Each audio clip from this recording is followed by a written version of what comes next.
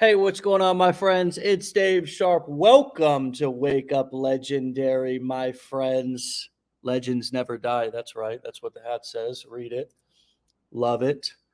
Wake Up Legendary. We have an amazing guest with us this morning, calling or zooming or streaming in from a very unique and cool place. As you can see, the title of this show, or if you're listening only, from business suits to bathing suits, how this diver found a new purpose through digital marketing. Steph, welcome to the show.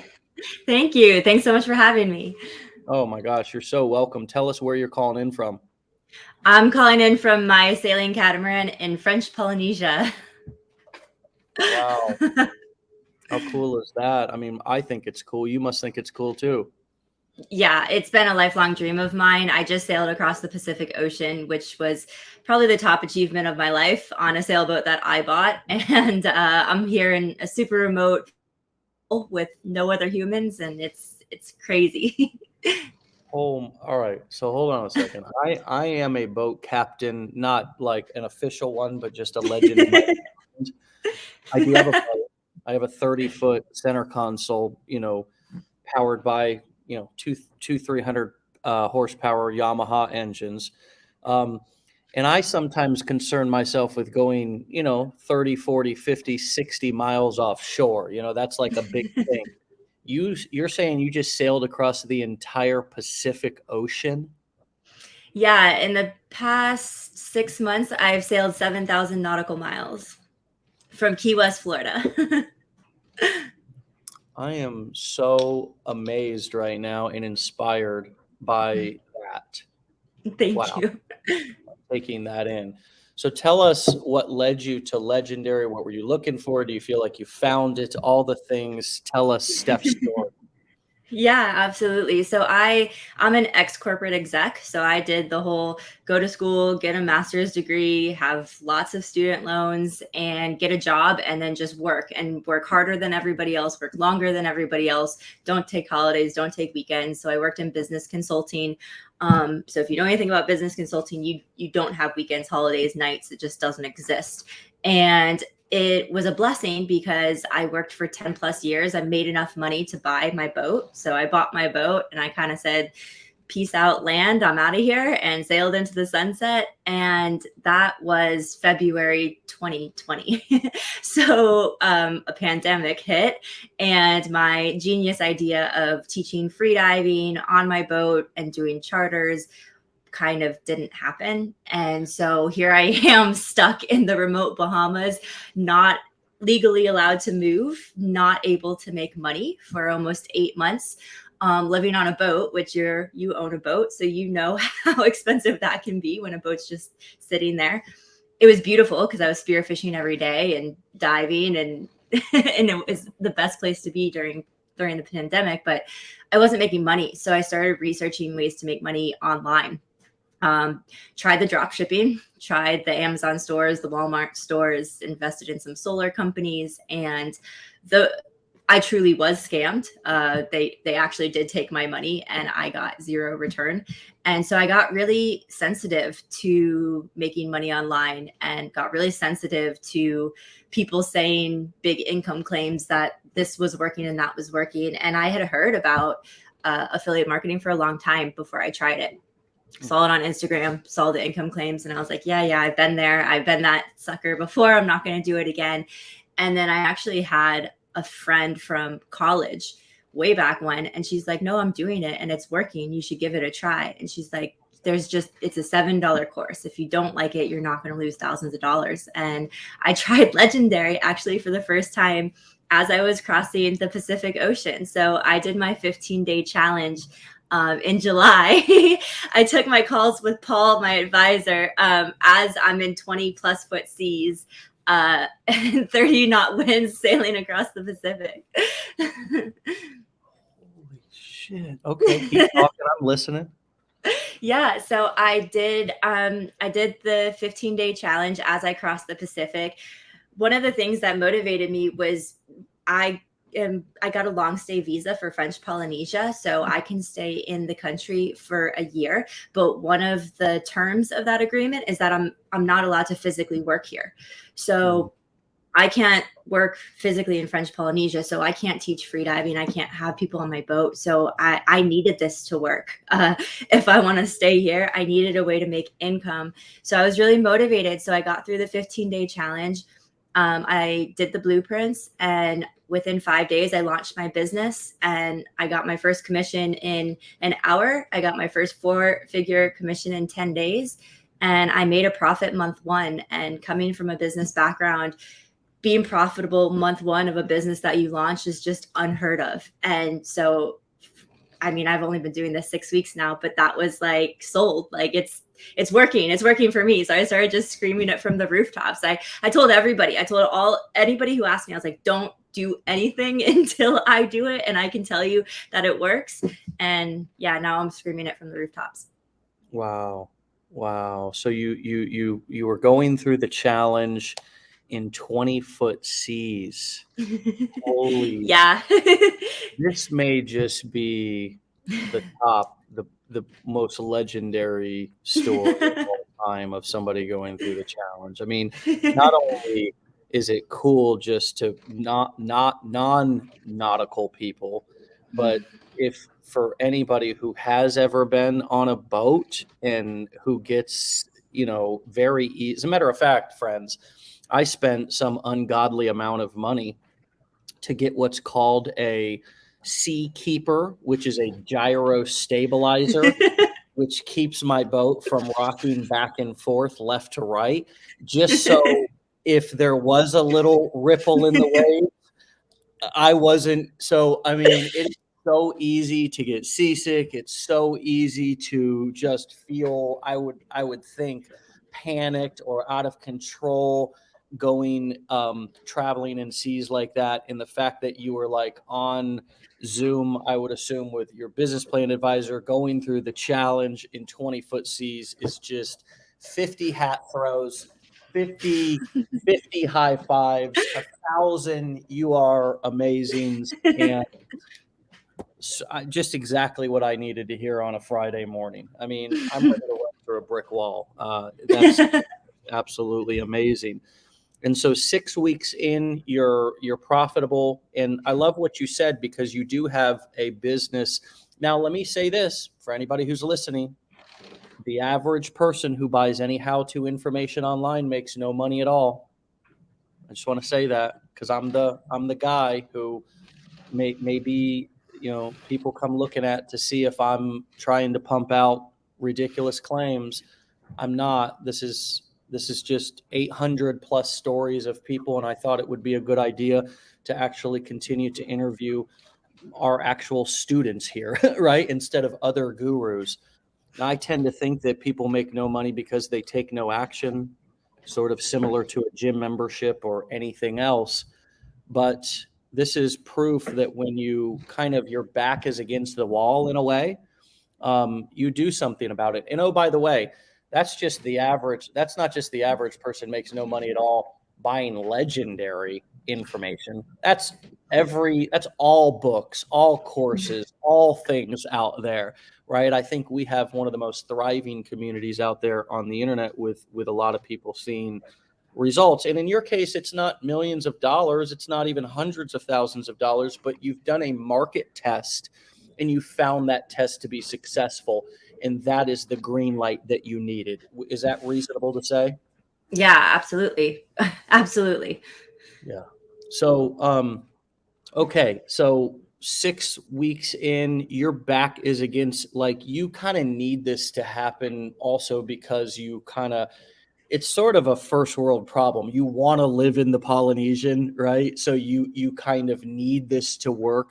I wonder just if you could speak to the value of, you kind of needed it to work all along, right? Because you walked away from your corporate life. But I wonder just if you could speak to the value of sort of, I don't know, either being between a rock and a hard place or sort of putting yourself between a rock and a hard place.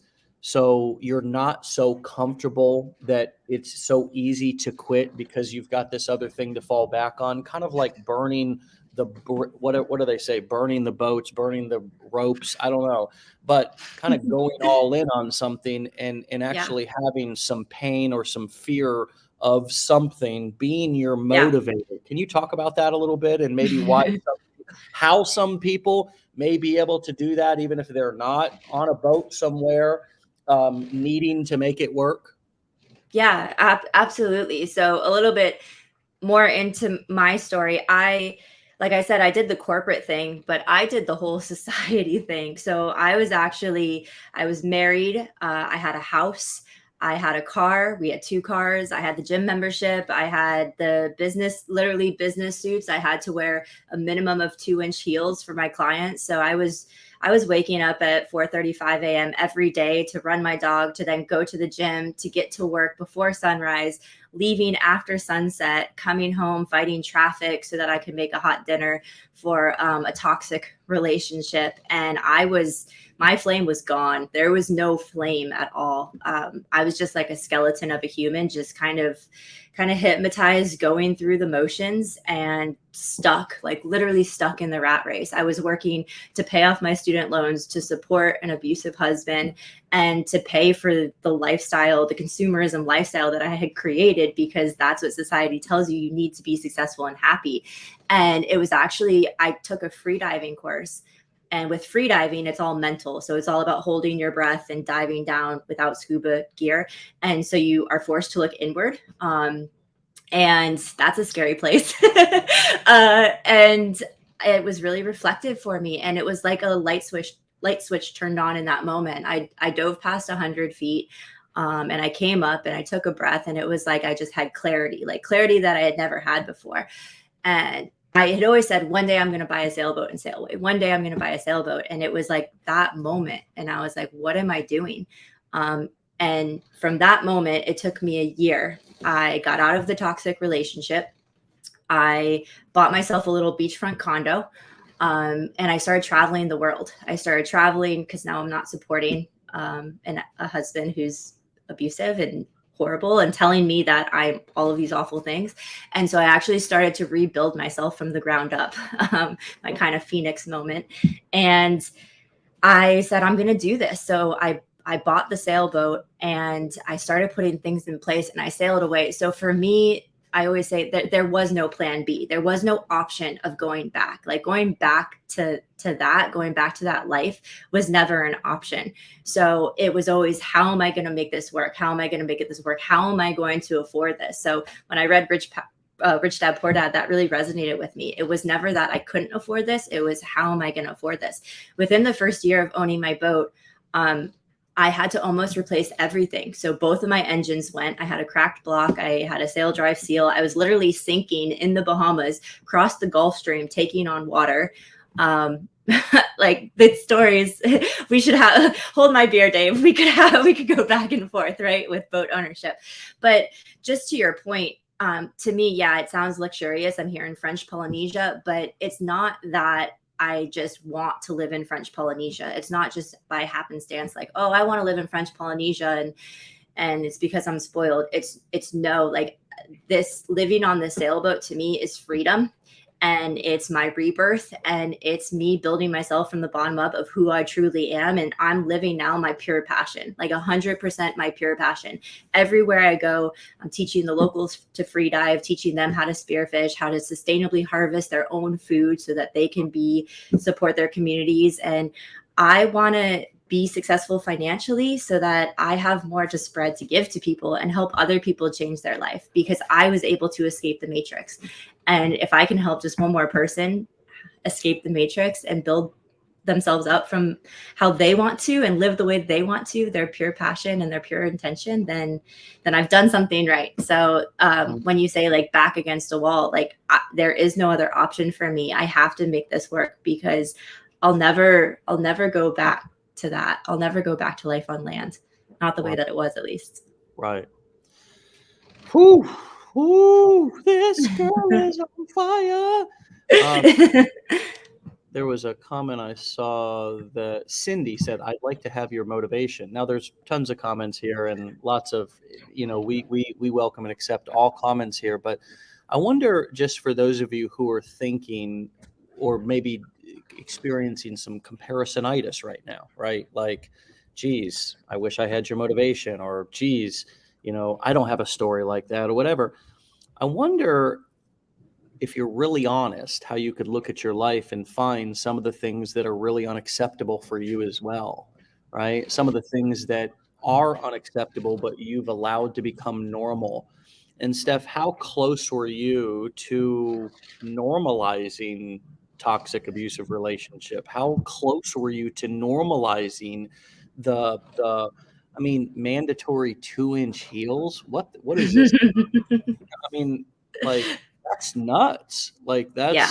I can't imagine. We have 200 people that work inside of Legendary, and obviously lots of people come to events. And actually, we're having a large portion of our team come to October, actually, as a team event after the main mastermind. I can't imagine, saying to people, particularly the women, this is a large female presence in this community, but mandatory 2-inch heels. I mean, how close were you to normalizing so many things that you realized actually were unacceptable to you? Yeah, well, I mean, I did that for 10 years. I was in the relationship for 6 years. We were having baby talks. Like, it was the easy thing to do would have been to stay.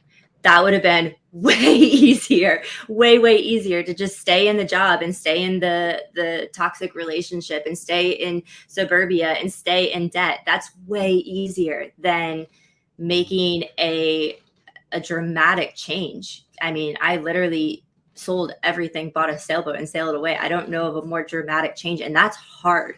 I had everybody, every single person close to me say, "What are you doing? Do you know anything about driving a boat? Do you know how to sail? Do you know, like, boats bust out another 1,000? Do you know businesses always, like, the majority of businesses fail their first years? Like, what are you doing? You're going." And I did it solo. So I bought the boat by myself. It was me and my dog, and we sailed into the sunset together. And people, it's hard because you're coming from a relationship where you're minimalized and you're told that you're nothing. And I knew that it wasn't true because I was successful in my business. So I had it deep down. I knew that fire still. It had just been dimmed for so long. And so the moment that I set sail, it was like that just ignited again. But I will say, like, I understand it so intimately because I had normalized it completely. I had embraced it. I had accepted it. I had settled for it. And it wasn't until I had that aha moment, that light switch turn on, and once it turned on, there was no turning back because then I saw it. And once you take that, what is it, the blue pill in the Matrix, once you see it, you can't unsee it. And I had to do something about it. Yeah. Friends, this is a great opportunity. As you said just a moment ago, with the diving, forced you to look inward. Well, I wonder how you can all take that metaphor. Stephanie dove to 100 feet for the first time and came up and had air. And it was sort of like a defining moment. It wasn't a burning bush. There wasn't anything external that, like, the skies parted and stone tablets were delivered to you from a mermaid or something, or a merman. But it was just a moment of clarity for you where you were able to look within and just have, sometimes when we step out of our normal environment, it is an opportunity for us to get clarity. It is one of the reasons why we do live events. It is one of the reasons why vacations can be beneficial if you're, going on that vacation and doing something other than just sitting at the bar the whole time. I mean, it's all about what you want is what you're going to get. What you want to see is, and what you're open to seeing is oftentimes what you're going to see. And I just wonder how many of you could take a step back from your lives, just metaphorically, for your moment of clarity to kind of ask yourself, maybe it's not, going and getting a divorce. Maybe it's not quitting your job. I don't know. Everybody has to make those individual decisions for themselves. But I just wonder what we are all settling for and how much of a change we can make to create an interesting story. Because the other thing that people say is, I don't have a story like that. Well, you have to create your story. You're the author of your book, right? And your life was just as miserable and boring or whatever back when you were living it and settling and whatever as anybody else's who's just kind of doing nothing and letting life happen to them instead of creating life, creating or designing their life. And so I just challenge everybody to think about, how can you be the author of your story? It may not mean that you have to completely jump on a boat and sail away, although that's a really cool thing to do. But man, there's so many different ways that we all can create change and have our sail away moment still on land, still actually living in our current life. Just, Stephanie, you've done something that's big and bold and some would say is just extraordinary, and it is. By the way, I have been in seas. I got caught in a storm one time, and I was in a little 21-foot Sea Fox with a 150 horsepower motor on the back, and I was in 8-foot or 9-foot seas coming in to land from a fishing trip on a storm. And it was the only, it was my dad and my buddy Everett, and they were both like to run their mouth. I said, sit down and shut up. Put your life jacket on. I need to actually focus here. This is serious. This is not a time for us. And it was scary. I mean, it is that's the other thing that I think we don't give enough credit to, is putting ourselves in scary circumstances and seeing what we're made of. You also just alluded to a point a moment ago, is that kind of, you never knew that this existed within you. And that's been my message from the start. We're not here to be your gurus. We're not here to complete any of you as our students or clients. I mean, really, our job is to hopefully help you to go inside of yourself and tap into things that you didn't know were there, to find a human being within you that's way more powerful than you ever thought existed. I want you to answer this question in two parts. What have you learned about yourself since February of 2020 when you set sail? But also, what have you learned about yourself in the last 6 weeks of starting this business journey that you didn't know or had forgotten was within you? Yeah, those are great questions. Well, since February 2020, I don't know if it's ignorance or strength, but I've learned that I'm really strong. So people, when we were crossing the Pacific, one of the scarier things that happened is just imagine this. So you're in the middle of the Pacific Ocean. There's nowhere to stop. There's no islands. There's nowhere to set anchor. You're literally at the mercy of the seas and the wind and the weather. And all of a sudden, the sun is setting and we have whale spouts all over, like all around, surrounding the boat. So 20 plus whales. My boat is 46 feet. These whales are as big, if not bigger, than the boat. And the sun is setting. And there's been 3 boats that have struck whales and sank in the middle of the Pacific Ocean. So when people ask me what my biggest fear was, that was my biggest fear. We had full sails up. We're cruising at like 7 to 8 knots, which is decently fast enough to sink your boat if you hit a whale. And we're going into nighttime, night navigation with whales surrounding us. And that was terrifying. And in that moment, I realized that I wasn't scared. And that's a really scary situation. And so what I learned about myself is that I'm not a fearful person. I very much live in the moment, and I have a lot more fortitude and internal strength than I ever realized. I thought I beat myself up. If those of you who have been in abusive relationships, you look back and you say, how could I have done that? Like, how could I have been so weak to stay for so long, to accept that and not set boundaries and not be healthy? And you just question yourself. And it proved to me in that moment that, no, you are a really strong person, and you have gone through a lot, and you're going to go through a lot, and you're going to keep on going. So I learned that about myself, which was really eye-opening. And we didn't hit a whale, thank goodness. I'm very happy. And then in the last 6 weeks, I just learned that my why has always been the same. Like, yes, I want to make a lot of money. Like, that's a goal. I'm not going to lie. Like, I want this to be wildly successful, and I want to have that 6-figure a month income. And that's what I'm striving for. But the reason is not so that I can go, I mean, I live on a boat. There's only so many things that I could put on a boat. I'm not going to buy a lot of stuff. It's just that I want my story to inspire other people so that they can make that change in their life. everybody has that internal child in them that dreamed of being something or doing something, and you still think about it and you daydream about it. That was me. I was in my office with my headphones, just listening to island music, just dreaming about having a sailboat. And I do believe everybody has that dream. And so what I've learned is that I want to help people just experience that dream. Yeah. And this is the vehicle to do that. I truly see that.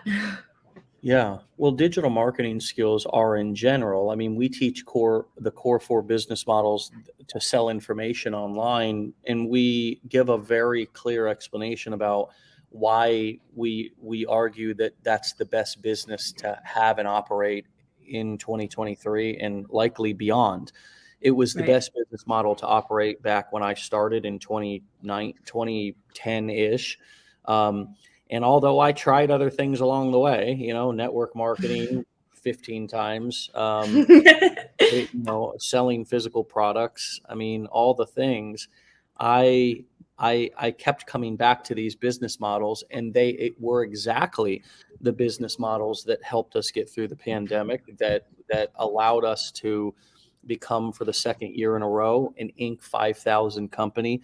Legendary Marketers, the 30th fastest growing privately held education company in America over the last year. Think about that for a second. We'll do over $60 million in course sales, education sales this year alone. Yeah. It's really, and ironically, I'm sitting here in my house, kind of running it. You're sitting in your boat. I'm sitting in my house. My boat's right outside. I mean, it's a pretty cool. All nearly 200 of our team members work from home, and are also sort of encompassing the lifestyle of the digital marketer. So my point is, these marketing skills, and I always say, whether you learn them here or whether you learn them somewhere else. I mean, I don't know, my colleges that are here in my city, Tampa Bay and St. Petersburg, have actually reached out to me to come and teach digital marketing in the college, which makes no sense to me. I mean, I'm flattered, and no thank you, but you can learn them in your local college or wherever you're going to college. Or if you want to go to YouTube University or dig through free stuff or I don't really care. I just think people should learn these skills because they're not going away, and it's only going to become more digital, more electronic, more of all the things, and less of mom and pop stores in brick and mortar businesses and things of that nature. Hold on a second. Yeah.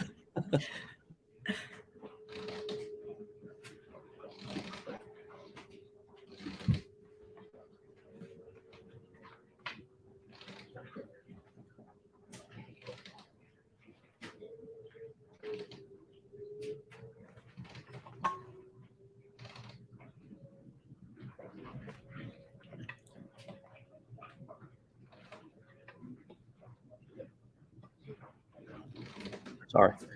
No worries. Told you I was at home. So talk to us a little bit about what it was like for you to kind of go on video and begin actually creating and producing marketing content. I mean, being somebody who seems to have lived and operated within a pretty traditional work environment before, to where maybe you took the occasional conference call, but it sounded mostly like belly to belly kind of traditional sales or business. What was it like for you to then go from learning mode to action mode? Yeah, no, that's really good. So COVID hit, right? The pandemic hit 2020, and I'm sitting on my sailboat and I'm fixing everything that's breaking and learning my boat in the very remote Bahamas. And I was trying to make money. So I was like, how am I going to make money? And like I said, I tried the drop shipping, I tried the online stores, I tried all of that. And one of the things that I tried was YouTube. So I started doing more of the Instagram and more of the filming and kind of living my life like this a little bit.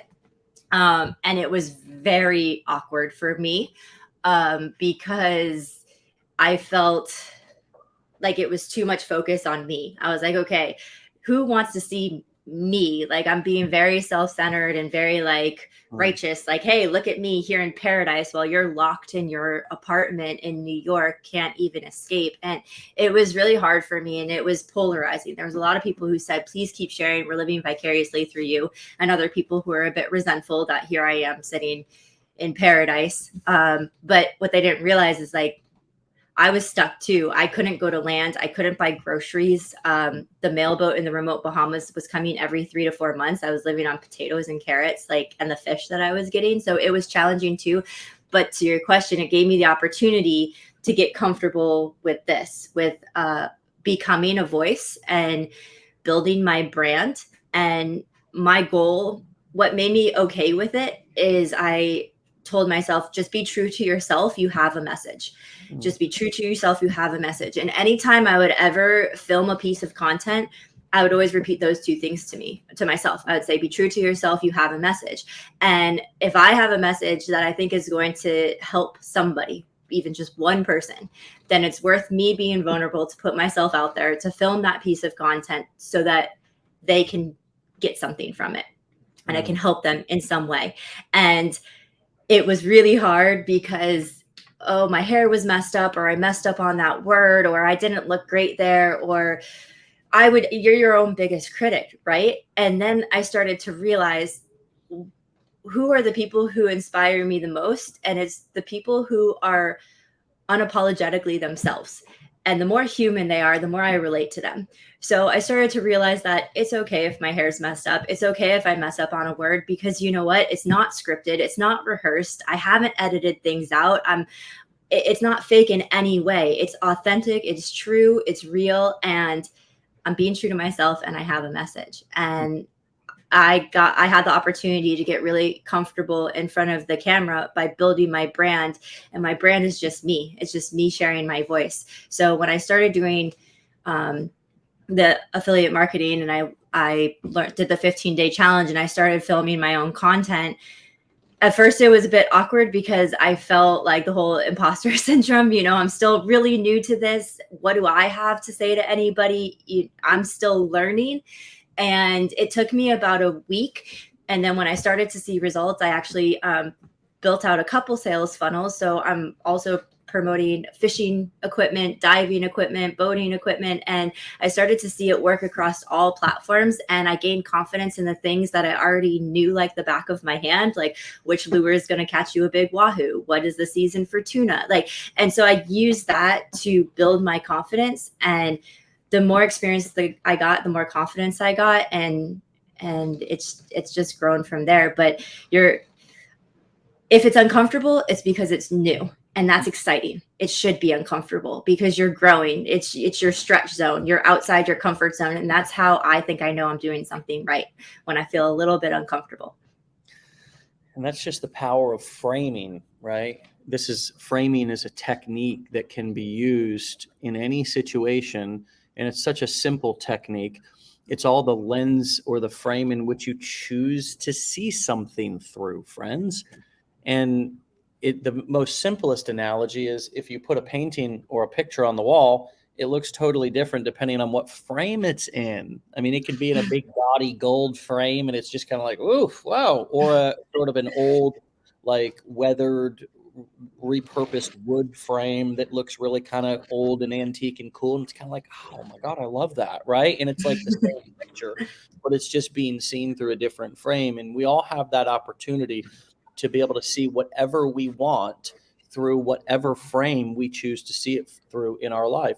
Another thing that you said was that I really liked was, using the things that you already know as content to be able to either test other accounts in niches.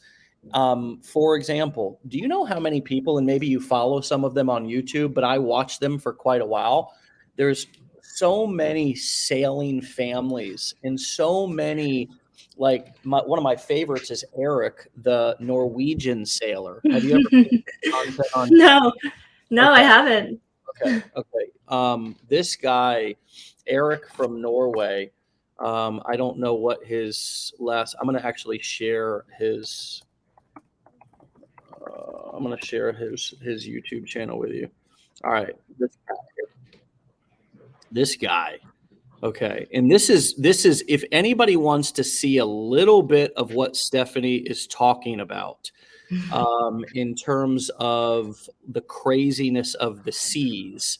This is one of the guys who I have watched in the past that has given me a little bit of an idea of look at this stuff. I mean, he's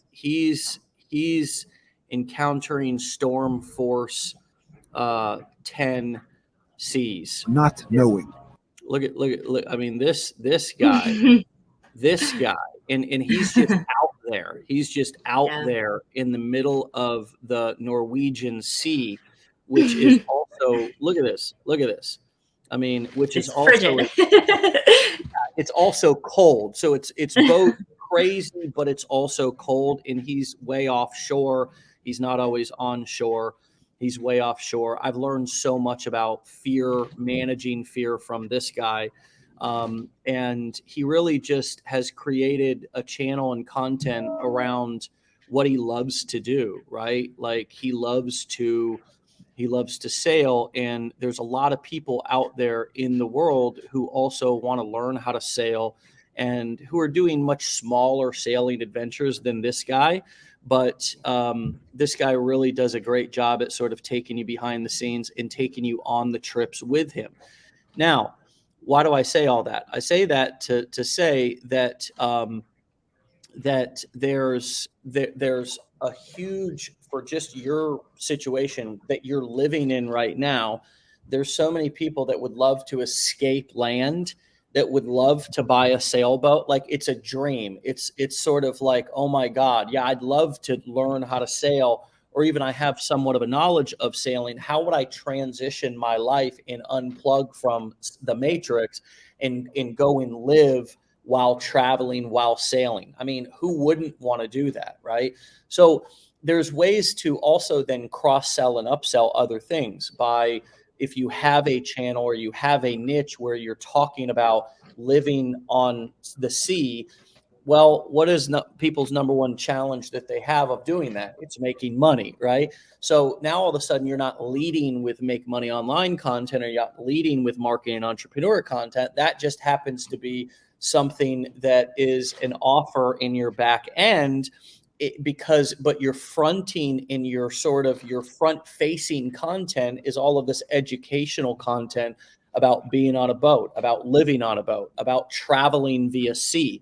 These are ways that many of you can take knowledge, expertise, hobbies, things that you're really knowledgeable about, and create accounts, channels, full-blown working within niches where you have accounts on all platforms. And your front-facing content is whatever your passion is, whatever your hobby is, whatever the thing that you love to do. And the number one challenge to people doing more of their hobby, to doing more of their passion, is usually the ability to be able to support it, afford it. So it's just an example of how to sort of cross-sell and upsell other things on the back end. And if you think about, just like you said, there may be a lot of people, if your front-facing content is a lot of online marketing, online business, make money online, but you happen to be filming a lot of that content on boat, well, people may also be interested in fishing or sailing or boating or et cetera, content and or products that you could promote, especially if you can relate them to sort of somebody's normal life. The extreme sailors like yourself may not be the large population, but just people who want to dip their toe and have a little taste of that lifestyle. Here's a product that you can do. Here's an experience that you can do. Here's something that you can do. And here's 5 products that will help you do it. What comes up for you as I talk about essentially creativity, and in online marketing, your income really only being capped by your creativity and your ability to be able to think of different creative ways that you can introduce products to people that may not be just so obvious to the average person. Yeah, you kind of hit the nail on the head there. Like, And my advisor really helped me see this, because when I first started out, I didn't know what niche I wanted to go into, because I actually do have a lot of interest in a lot of things that are passionate for me. So boating, fishing, diving, spear fishing, sailing, my pets, my dogs. And my advisor asked me, he's like, what's the number one problem people come to you with? And I was like, well, they want to buy a boat and sail away. That's their problem. And he's like, well, what's the problem? I'm like, they can't. He's like, why? Because they don't have a way to make money online. And so that helped me kind of dissect down what I wanted to be my primary focus and the problem I wanted to help solve for people. But an example, and maybe some more people can relate, is my boyfriend moved on board with me a year ago. And so he's seen me struggle with being scammed with different online things. And so when I started this, he was very hesitant, and he says I'm the sweet to his salty. So he's definitely the salty sailor. And so one way for me to involve him was I actually he's a professional fisherman. So I actually built out a funnel for him so that he could use his own personal Instagram, didn't have to create a new one. And he could just do what he continues to do, and he could dip his toes in and see it firsthand how it was working. And he did. And so now the moment that somebody says something to me or about me, he's the biggest believer and supporter now, because he's seen it firsthand. And he's not going to go into affiliate marketing. It's not his forte. It's not what he loves to do, but he's doing it on a small scale, and he's super supportive now. So for me, just to go back to your point, is I always talk about the things I love. I still talk about diving and fishing and sailing and my dogs, and I use them and to share information on, here's how you can make money online with fishing. Here's how you can make money online with boating. Here's how you can make money online with your pets or your kids or all of these things. There's so many different affiliate programs that you can make money online by doing the things that you love and by educating people on that, or with travel. And so by educating people on that, I'm actually continuing to talk about all of my passions. And I don't have to limit it to just, here's another side hustle. It's like, no, like, what are you passionate about? Let's talk about that. And the answer is always education. You always have to be a student. You have to keep learning. The moment you stop learning, you're dying. So all of us need to continue to be educated. And I have to say, like, coming from going to school and then going and getting my master's and then working in corporate America, where I was the director of training and development for a consulting firm, I've never had a better education than what I got through the 15-day challenge. And this is not just to plug you, Dave, but I haven't had a better education where it was so inclusive of not only theory, but practical application, where I could actually pause the video, do an action to create something that then, as soon as I was done, it was live and working and operating and automated and producing me money almost immediately. I mean, I went to college, I had tens of thousands of dollars of debt, and to get a job was super challenging because I was overqualified and underexperienced. And then I'm paying off student loans and fighting for a 3% raise every year, and just kept hitting glass ceilings. And that doesn't exist here. So a position where you can talk about your passions, be creative, do content that's true to yourself, and there is no ceiling, and you get what you put into it, is what I tell everybody. I tell everybody, this is not for everybody. You have to be consistent. You have to be dedicated and motivated. You have to have grit and tenacity and be able to bounce back when you get negative comments or naysayers or people questioning your authenticity. But if you have that determination, this is going to work. Wow. Well, thank you so much for saying that. And I really am able to receive that positive validation back, and I so much appreciate it. And I'm so grateful that the experience has been so empowering for you. That's our goal here, and that was the very thing that I wanted when I was starting this journey as well. And there were some places that I got those positive experiences, and I wouldn't be here if it wasn't for the things that I found and encountered when I first came online as well. And so the heart of the entrepreneur is to keep creating, and ultimately, for me anyways, it's to kind of create the community that I always wanted to be a part of. And I think it's important to remind people that, even Legendary didn't just show up. It didn't just born. I didn't buy it from somebody. As a matter of fact, it's it really is even a personally branded business to me in a sense, because I'm the spokesperson for the company, right? And Right. so it's we're eating our own cooking here, and it's a beautiful, beautiful business to operate and to be a part of, because of the way in which we're able to experience all the benefits that we're talking about to our students, me and all of our team members here. And we really don't call them employees. I've never called anybody an employee. I have a real issue with saying that even people work for me. People work with me. I work with people. I like to surround myself with a lot of entrepreneurial minded people.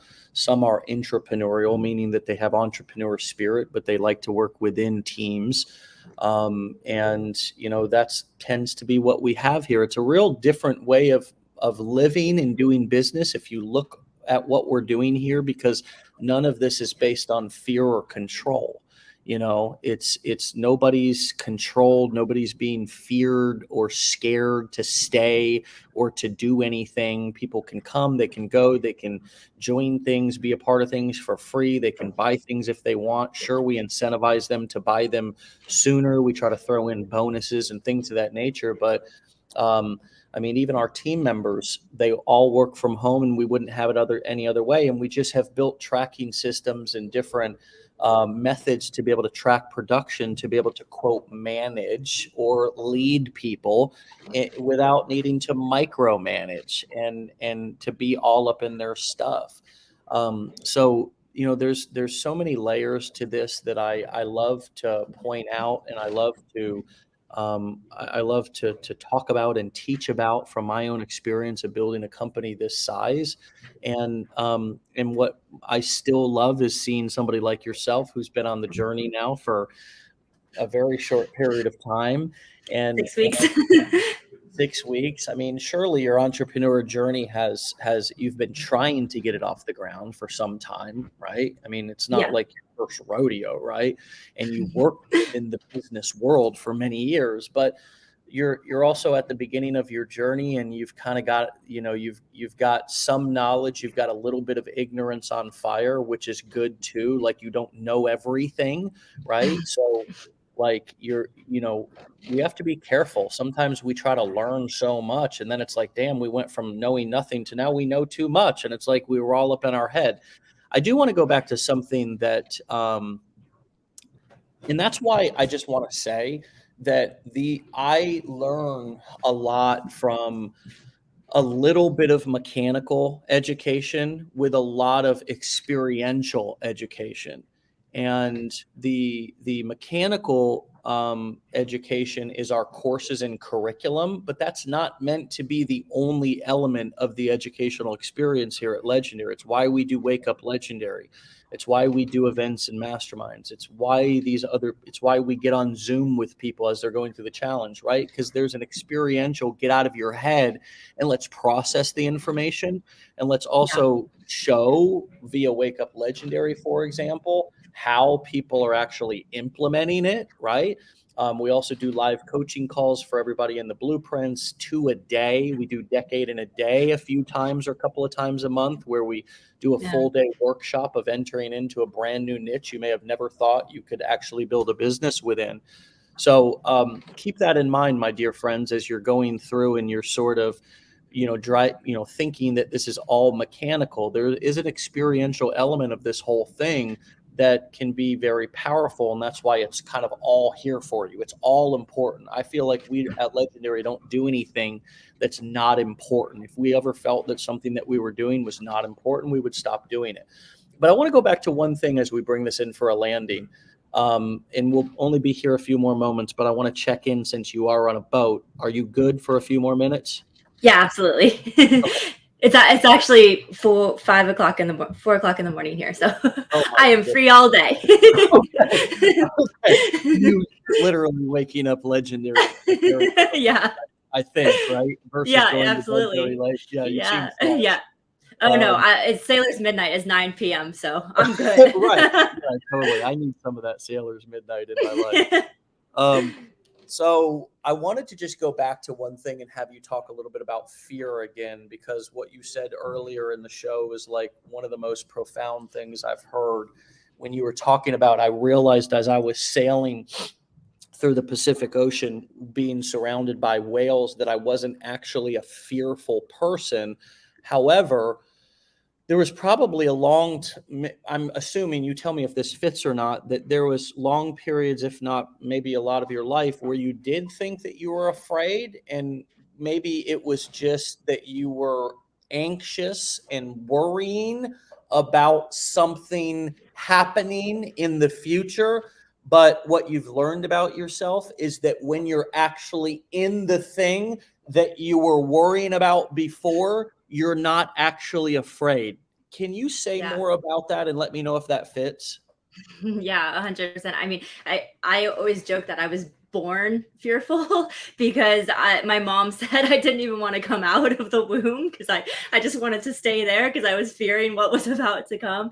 I was the kid that hid, uh, never wanted to speak in public. I had a tremendous fear of public speaking. And yeah, I was fearful my entire life, basically. And eventually I would overcome fears. Like I recognized my fear, so I would do the things that scared me. So I would take public speaking courses and I would put myself in positions to be really uncomfortable. But I think it's Eckhart Tolle says, be here now. And that's one of the most powerful quotes I ever learned in business. Was fear comes from, like you said, what could potentially happen in the future. But if you stay present, there's really nothing to fear. So what sailing has taught me, sailing was where it really drove it home for me, was when you set sail, you're relinquishing control and power. I mean, you can definitely set yourself up for success. You can have your safety in place. You can have your plan in place. If something goes wrong, you can make sure that your boat's in the best best condition possible. You can make sure that you're healthy, you have sleep, you're rested, you have people on shifts. There's only so much you can do. And then when you've done everything, at the end of the day, going into sunset with whales surrounded by you, you just have to relinquish control. There's literally at that point nothing you can do. So it doesn't make sense to fear, because then you're wasting your energy and your adrenaline on something that's not actually happening. So you just stop, breathe, and be here now. And if you're here, if you're actually present, there is no fear in the present. It's either action or no action. That's your only choice. God, how valuable, my dear friends, is that to hear and to think about, and just to ask yourself, what the hell am I actually afraid of? And we go back, not to be cliche, but to the quote of, I dropped out in ninth grade, so I'm sorry for not remembering who said this, but I'm sure the comments will blow up. There's nothing except fear itself, right? Mm. And man, I think for so many of us, we just live our lives being anxious and worrying about the thing that's going to happen that we actually can handle. We actually can handle it. In every single one of us is survivors of really difficult stuff, incredibly difficult stuff, traumatic stuff. I mean, and it also made me think about when you talked about like what your mom, and not here to bash mom. I don't know mom. You know mom, but just that messaging of you're afraid to come out, like just hearing that, like having somebody so powerful in your life, so influential in your life, begin to feed you that messaging like at an early age. And again, God bless mom, all good. This is not about you, mom. This is about us. We all say things, that can be powerful to other people, especially when we're unaware of how powerful our words are, that we're actually even saying something that can impact somebody. But think about all the things that we've all been told that potentially began to plant the seeds in our brains that we were afraid or that we're not good at that. I mean, it's one of the most like scary, damaging things that you could do to a kid is to tell them, like, begin to tell them who they are at an early age, particularly if it's negative, like you're not good at that, or he's not good at that, or he's a quiet kid, or he's loud, he's bad behaved, he's a monster, terrible twos, like all these kind of things, we're sort of labeling, and we're planting little seeds. Oh yeah, she was afraid to come out. Oh yeah, he was always afraid of that. Like those kind of things, that becomes the soundtrack, my dear friends.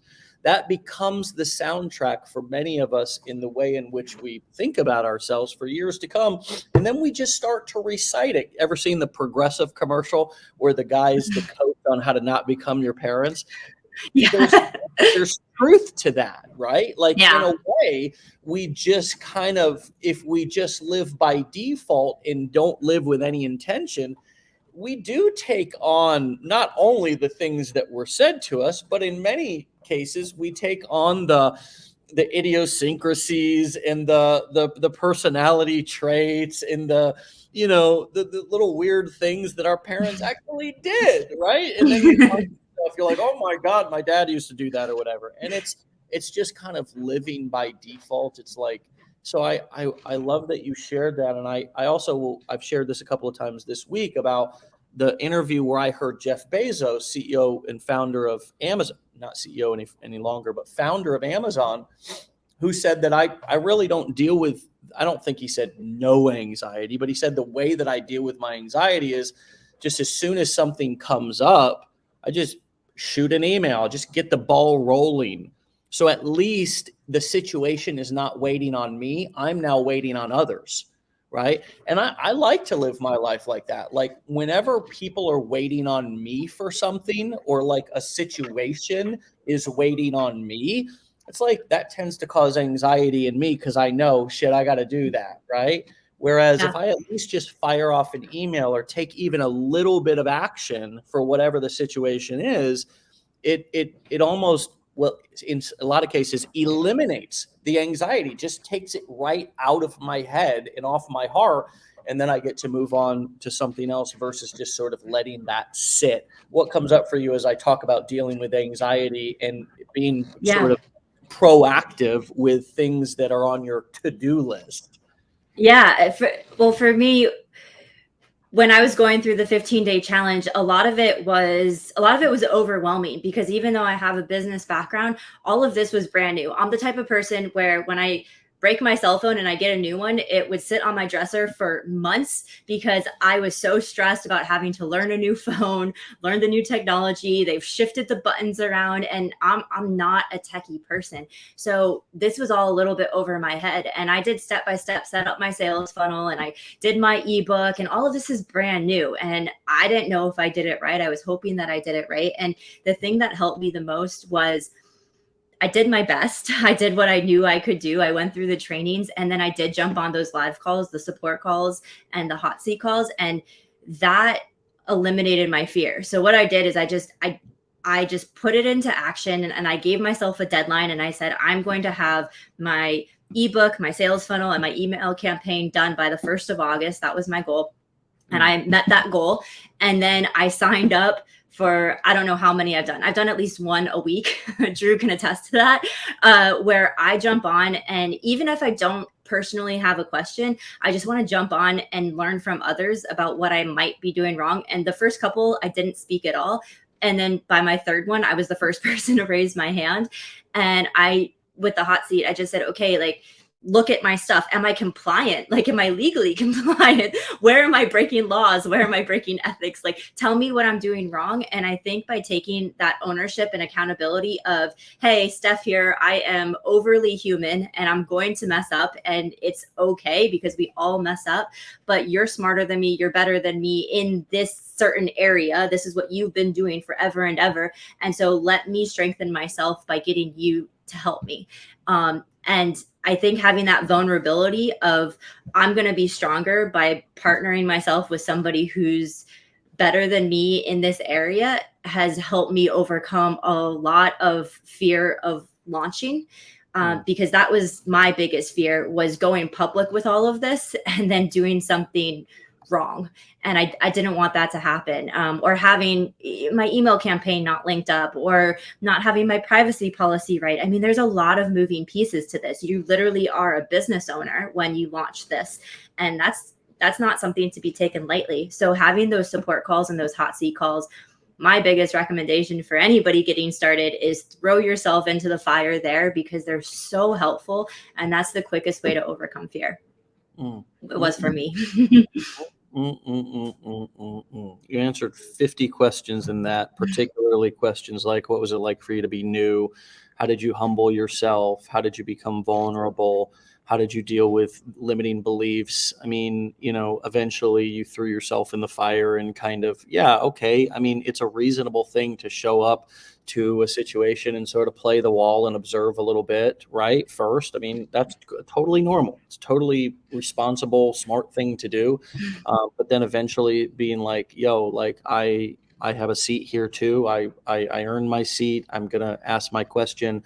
I want to say one thing just for all of you who are feeling like, I don't want to break any rules. I don't want to break any laws. I don't want to do anything. That's the truth. Really is that this is a take action first, ask for permission later type of scenario, especially when you're new. You're not big enough. You're not generating enough traffic. You can learn as you go. Things do not need to be perfect. I loved what one of our guests earlier this week said, which was act first, regulate later. Don't worry about regulating your emotions before you start. What are you actually trying to do? Are you trying to get yourself to a point where you're totally calm before you do one of the most scariest things you've ever done? No, you're never going to be totally calm. So just go. And then over time, you will learn coping mechanisms. You will learn how to regulate your emotions.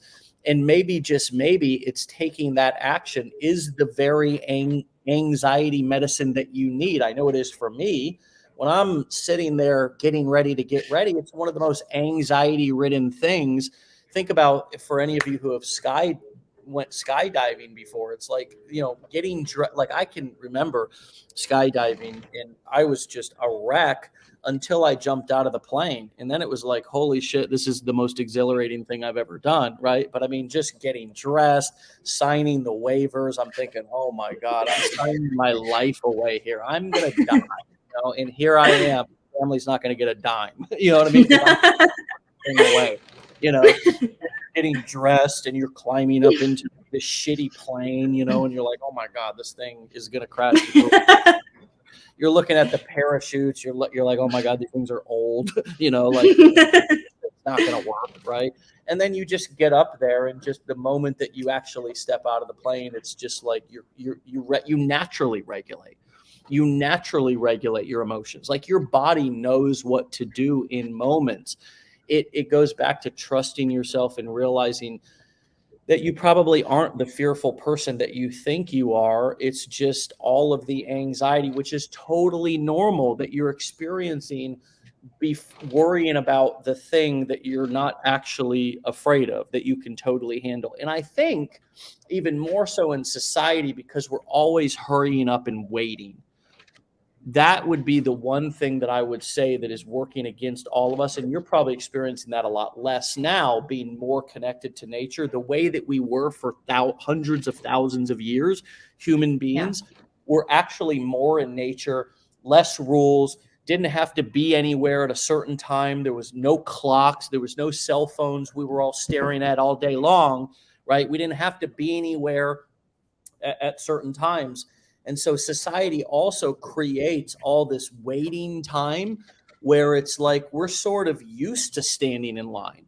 We're sort of used to waiting your turn. And I think that one of the most empowering things that takes you back to your real nature as a human being is to forget about time. Forget about all of here's another thing that we often tell ourselves. I'm not ready yet. I'm not enough of an expert yet. I don't have enough of a story. I don't know enough yet to actually take action. And that is just all society's like programming for you to sit inside of a classroom for 6 years to get a piece of paper before you can go and apply for a job. Sit inside of a classroom for 6 years before you can go and apply for a job. Let me tell you something. My father, when we were working construction, he didn't give a damn about paper. He said, son, you can bring all the paper you want. You get your ass out here and it's time to go to work. I don't care if you're just getting clean and you're withdrawing from opiates, for God's sakes. You sweat it out. The toilet on the job. And if there's not a toilet, use a bucket. You know, it is what it is. You get out here and you work. That was probably one of the best things that I ever did, was that. What's coming up for you? And then we'll bring this in for a landing as I talk about how society programs us to wait. And are you experiencing more of your true nature sort of out where you're at, of not having all the rules and all the lines that are kind of programming you to wait until you're ready? Yeah, I think one of the biggest things I've struggled with now, after having launched this and starting to see success with it, is just kind of looking in the review mirror and having a bit of regret. Like, and I don't like living in regret at all. So I keep pushing forward, but I keep saying, anybody I talk to, man, if I could just go back till when I was 20, like if I could go back to when I was 18, the amount of money and time and effort I would have saved and the amount of life that I would have lived. Like, the biggest thing that I've been blessed with after finding this is the blessing of time. I get time. I get time to do what I want with who I want, when I want.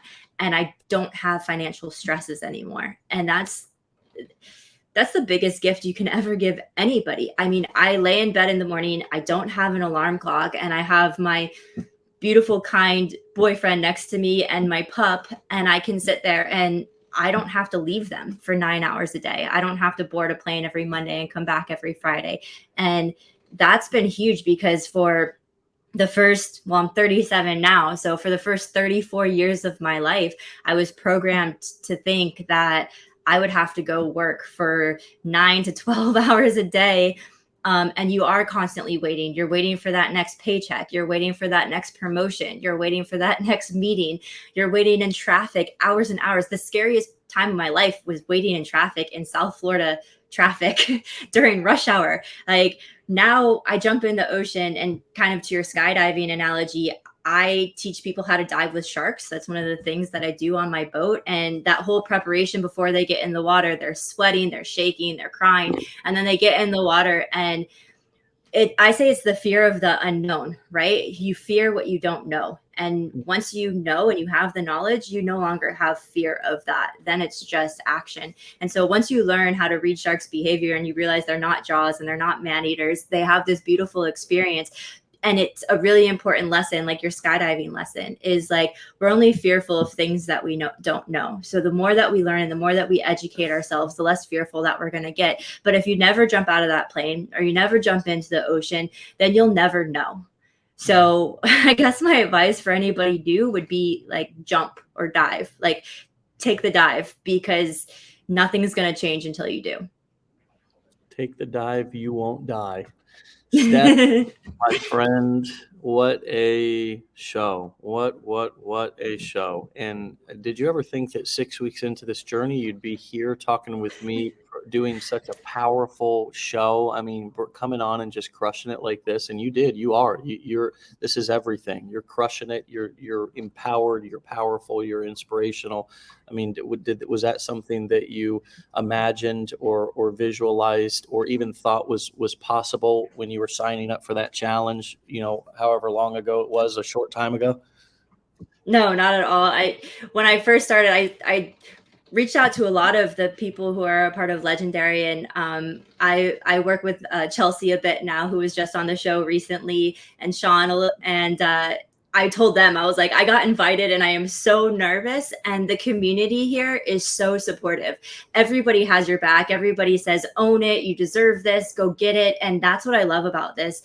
The community that you've built is truly one of a kind. There truly is not jealousy. There's not people undermining each other. There's not people being passive aggressive. Like, everybody's here to support each other. And everybody just wants everybody else to crush it. Like, nobody's in competition. It truly is one of the most beautiful cultures that I've ever experienced in a business setting. And so thank you for that, Dave and Chelsea and Sean and everybody who wished me luck on this. And it's been a pleasure. Thank you so much. It's been wonderful. Come back and see me on your, in a couple of months. Keep us all posted on your journey. I know it's going to just keep growing and going, and you're going to be, you're going to be just reaching so many people and doing and making money and continuing to build your confidence and self-esteem here in doing this. And that's going to be so fun to watch, right? Because you're sort of like a fetus right now. You're like a little baby. Who's by the way, has bursted out, who's afraid, who's just excited and empowered and is this adventurous person who's just brave and courageous, and not only from your sailing, but also in your business building. And so we've learned a lot this morning. I look forward to talking to you again real soon. My best to you. Be safe out there, have fun, and stay legendary. Okay, Steph? Awesome. Thanks, Dave. All right, my friends, let's make money, honey. Come on now, is where you can find Steph over on Instagram. Honey is spelled Hunny. Okay, everything else is spelled just like it sounds. Let's make money, honey is where you can find Steph over on Instagram, and you can go from there. As I say every day, let's support these people. Let's support each other. When we see each other creating content, when we see each other, delivering value, if you are going to go follow somebody, which I know so many of you will, then make sure that you lift them up, as they will and already have. See, they've delivered that value and that inspiration in advance to you. Many of you didn't even know who Steph was. This morning was, of course, my first day talking to Steph. You heard every word. The only words that you did not hear from our conversation was me jumping on at about 10:01 a.m. and saying, ready to rock. And we went live, and you heard every other word of me getting to know Steph, her story, everything. And so, man, she gave us the goods this morning. So let's continue to lift and support her up. And my friends, what a great way to end at least the weekday, right? For those of us who are living Monday through Friday. Of course, Steph is out there in the Polynesian, and I don't know if they keep track of what day it is out there or not. Probably not as much. But we take a break from Wake Up Legendary on Friday, Saturday, as well as our Blueprint coaching calls. Many of you who are going through the challenge still have an opportunity to speak with your advisor, likely over the weekend. However, we will be back here on Monday, as we always are, continuing the climb to 900 guests on the show. And those guests are not just random guests. They're our actual clients, our real life students, people, as you heard this morning. Steph is 6 weeks in to this journey. So really new, really fresh. Many of you are sitting in the seat, just sort of getting ready to get ready. And hopefully you're inspired finally to get off that log and jump, right? Jump. And it's not enough to just make a decision. There was 3 frogs sitting on a log. 2 of them made a decision to jump off the log. How many frogs are sitting on a log? 3. 2 of them only made a decision. I didn't say a damn one of them actually jumped, right? So even making a decision is not enough. You got to jump. And I think this morning, nobody could have said it better than Steph. Jump, dive, get in there head first. You're likely afraid of things that you can totally handle when you actually get in the situation. Stay legendary, my friends. We'll see you back here on Monday for another episode. Be well, be great. Love you all. Peace.